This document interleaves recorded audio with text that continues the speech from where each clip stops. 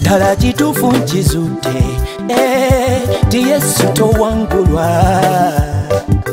olwana entalo Yesu nowangula wetowangulwa omulabe ne waayimuka sitya ogolola omukono Yesu abaana bo ne tufuna eddembe si lw'amaanyi nedda si lw'amagezi mangi nedda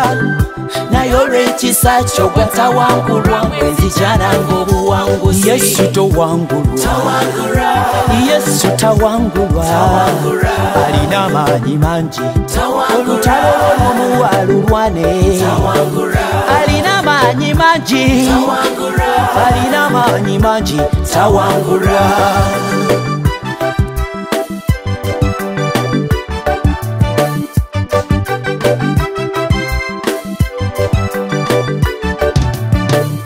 omulabe ne waayimuka sitya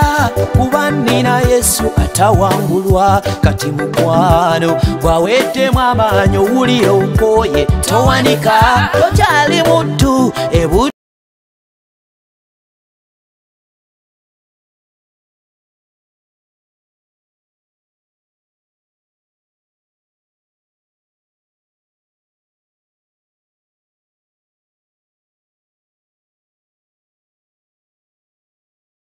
wavaayo wulira Yesu bw'agamba sikyabayita baddu mbayita bamukwano eggwanga etondetamu amaanyi tobitya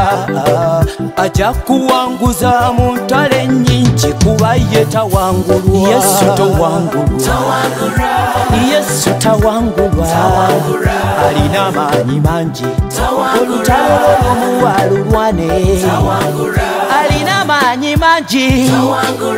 alina amaanyi mangi tawangulwa omukisa gwa Mukama teguzibirwa kkubo lwe gunaja gy'oli ojja kuseka abakunyuma bona bagambe bakuwa akadde katono nnyo abantu bakuweerezenga n'amawanga gakuvunamirenga ofuge baganda bo n'abaana ba nnyoko bakuvunamirenga akolimirwe buli akolimira era aweebwenga omukisa kusabira omukisa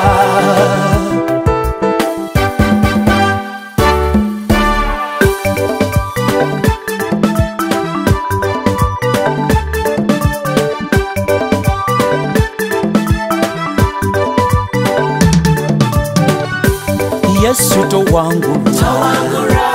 Yesu tawangulwa